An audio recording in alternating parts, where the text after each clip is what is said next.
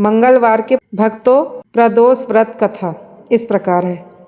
एक समय की बात है, एक वृद्ध ब्राह्मण महिला थी।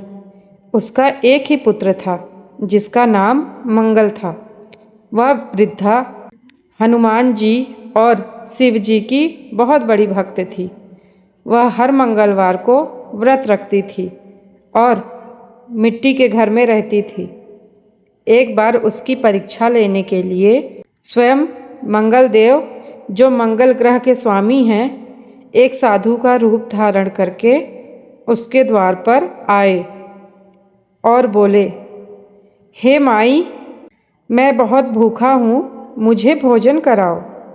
लेकिन भोजन बनाने के लिए मुझे शुद्ध जगह चाहिए, इसलिए तुम अपने घर के आंगन को गोबर से लीप दो।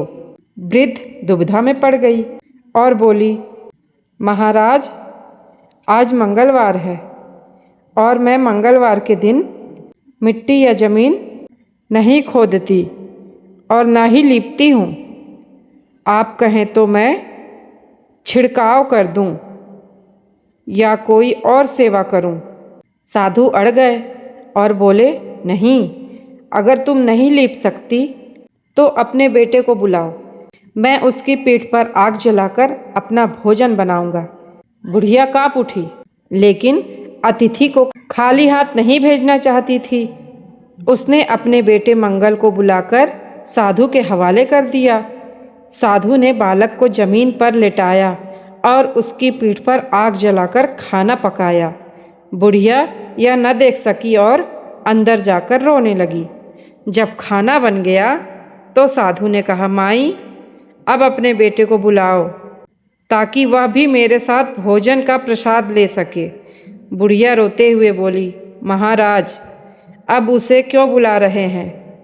क्या आग से जलने के बाद वह बचा होगा? लेकिन साधु के बार बार कहने पर जैसे ही उसने मंगल को पुकारा, उसका बेटा दौड़ता हुआ सही सलामत बाहर आ गया। साधु अपने असली मंगल देव के रूप में प्रकट हुए और बोले, हे माता, मैं तुम्हारी श्रद्धा देखकर प्रसन्न हुआ। भक्तों, जिस प्रकार मंगल देव ने उस वृद्धा के पुत्र की रक्षा की, उसी प्रकार भौम प्रदोष का व्रत करने से हमारे जीवन में अमंगल दूर होते हैं, जमीन जायदाद के झगड़े खत्म होते हैं और मंगल ग्रह की शांति होती है।